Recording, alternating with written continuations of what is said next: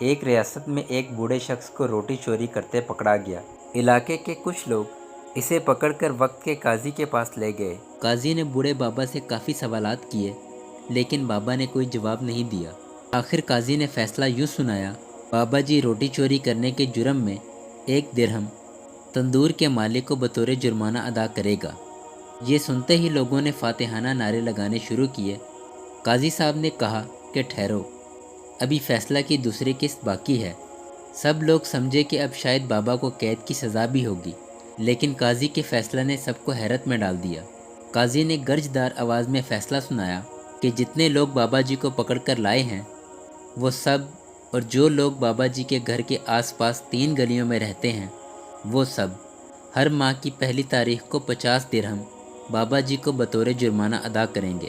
لوگوں نے اس کی وجہ پوچھی تو قاضی نے جواب دیا: نہ بابا کی عمر چوری کی ہے، نہ بابا پیشہ ور چور لگتے ہیں، کیونکہ اگر چور ہوتے تو اپنی صفائی اچھے انداز سے پیش کرتے، جیسا کہ چوروں کا دستور ہے۔ بابا جی کو بھوک نے چوری تک پہنچایا ہے۔